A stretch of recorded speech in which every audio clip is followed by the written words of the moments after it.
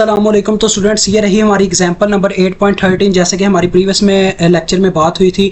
तो देखो वो कहता क्या है, वो कहता है right AVR C program to toggle only bit 4 of port B. आपने क्या करना है जी कि AVR C प्रोग्राम लिखना है कि सिर्फ पोर्ट बी की चौथी बिट टॉगल हो, मतलब कि अगर वो ऑन है तो ऑफ हो जाए, ऑफ है तो ऑन हो जाए, और कोई बिट को फर्क ना पड़े। तो यही हमारे काम आने वाला है।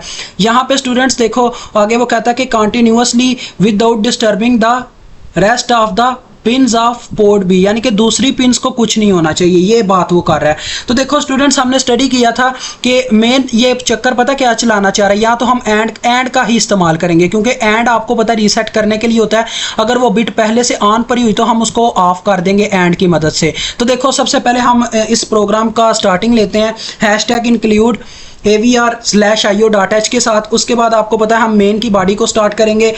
तो स्टूडेंट्स, अपने पास पोर्ट बी का इस्तेमाल होने लगा, तो पोर्ट बी आउटपुट के तौर पे ही आएगी। तो आपको पता है जब आउटपुट के तौर पे किसी पोर्ट को लेते हैं तो हमें क्या करना पड़ता है जी, सबसे पहली बात उसको DDRB करके उसके अंदर FF स्टोर करवाना पड़ता है। तो देखो वही काम हुआ। उसके बाद स्टूडेंट्स आपको पता है हम यहाँ पे क्या करने वाले हैं जी, उसके बाद हमें यहाँ पे करना होगा कि तो स्टूडेंट्स इसके आगे यही कंडीशन है कि हमें वाइल का लूप ही तो चलाना पड़ेगा, वाइल का लूप ही चलेगा। तो देखो वाइल के लूप में जाके हमें आपको पता है अब डाटा पोर्ट बी में सेव होगा, हमारा डाटा पोर्ट बी में सेव हुआ होगा। तो पोर्ट बी का हमें स्टूडेंट्स क्या लेना पड़ेगा, एंड ऑपरेशन उसका परफॉर्म करना पड़ेगा पोर्ट बी का। किसके साथ जी, यहाँ पे तो उल्टा ही केस हो गया, उसने क्या कर दिया, एंड भी स्टूडेंट्स हम कर सकते थे लेकिन उसने इसमें XOR का इस्तेमाल कर दिया। देखो एंड में क्या करते, एंड में बस यहाँ पे एंड आ जाना था और यहाँ पे 1 की जगह 0 आ जाना था। आपको मैं सारी कंडीशन समझाता हूँ।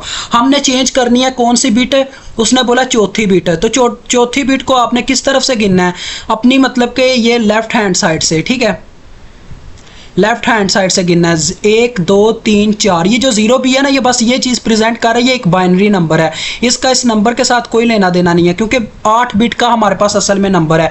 तो ये 4 बिट्स और ये 4 बिट्स, ये हो गई पूरी 8 बिट्स, ठीक है।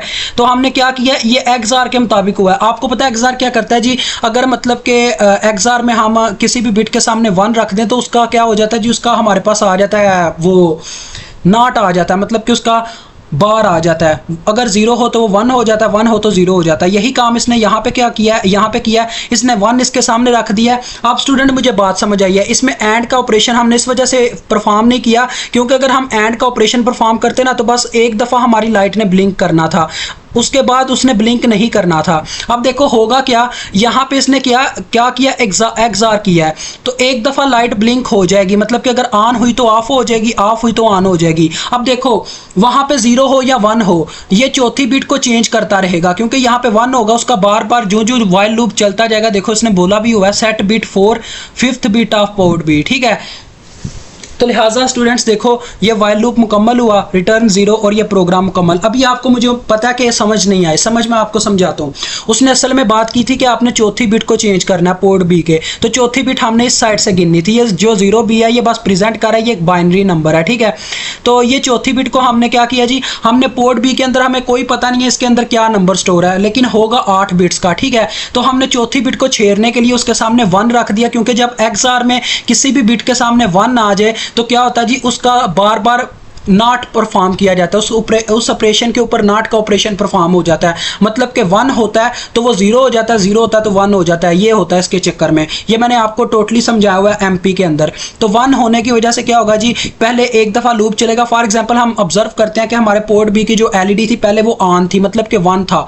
तो जब इसका XOR लिया जाएगा तो वो 1 इस 1 की वजह से 0 हो जाएगा, हमारी LED ऑफ हो जाएगी। फिर से लूप चलेगा, फिर वो ऑन हो जाएगी, फिर से लूप चलेगा, वो ऑफ हो जाएगी। ऐसे ही ऑन ऑफ हमारा काम हो गया जी। हमने यही करना था कि LED को ऑन ऑफ करवाते रहना था वाइल लूप की मदद से।